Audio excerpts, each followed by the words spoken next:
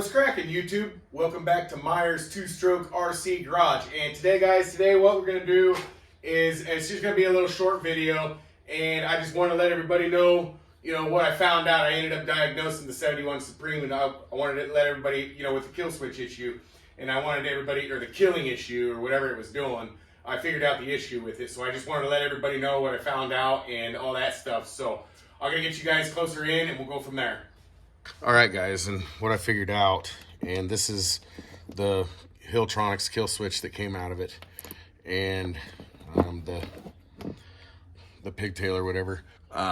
What is that? The Triton kill switch I ordered from Dan at Roven, and this kill switch here came with the 71 from John at Detroit Performance. So I got two different kill switches here. What I found out is I went ahead and first of all I checked my dip switches, and I messaged Mike and I asked him if there's anything on the coil that could make these things act up, and he said not really. They're just to spark the engine. So anyways, I checked my dip switch on here, the glitched dip switch, and it's set at the lowest possible, and all that stuff. So what I ended up doing is I ended up obviously taking this one out, and I installed this one, which it's a totally different kind of design. It has a pigtail that it loops into the throttle servo, and that's how it works.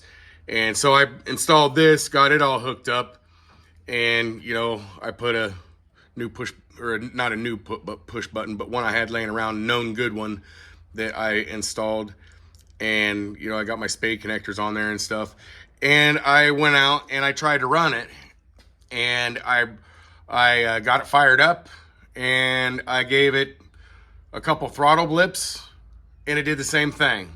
And then I fired it back up, and I gave it a couple throttle blips, and it did the same thing. So this kill switch was doing the exact same that kill switch was doing. So I came over here and I unplugged that red wire off the coil, and I fired it up, and it was running. So I eliminated the kill switch, and mind you, I could not kill it with this push button anymore, because this is wired. It's in line with the electronic one. So what I did is I just unplugged that, and I started driving it, and it did not kill out one time with the kill switch unplugged.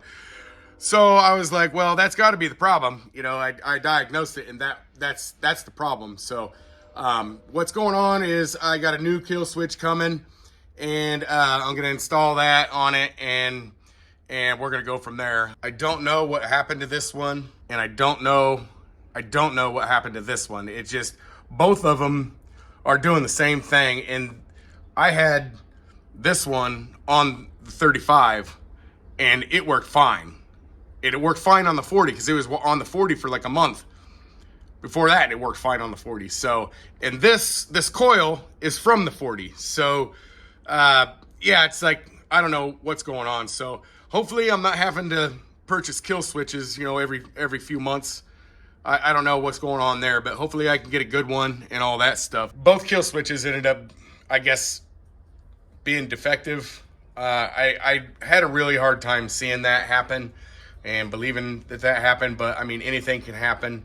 I know that, like I said, this one worked perfectly on the 35 and the 40 before I put the Hilltronics in with the 71. So I don't know. Hopefully, I get a new kill switch and it takes care of it and all that stuff. So I just wanted to let everybody know what I found out with it.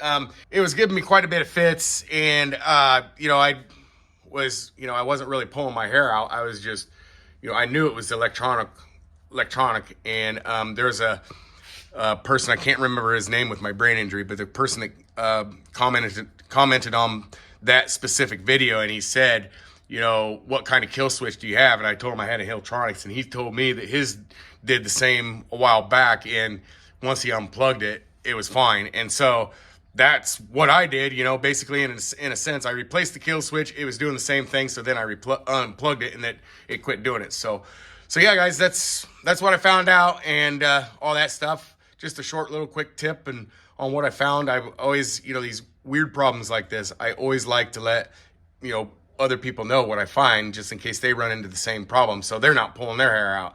Because I know what it's like, being a professional diesel technician, ASC certified. I know what it's like to run into problems that you just can't figure out, and it feels like you're bumping your head against the wall. So if I'm here to help, guys, I'm here to help, and I plan on, putting little tech tip videos like this up of different issues that I find, and how I correct them. So that's going to do it for today's video, guys. If you're new to the channel, hit that thumbs up if you like the video. And if you're just checking in, you haven't subscribed yet, smash that subscribe button, click the bell notification so you get all the uploads, and we will see you in the next one.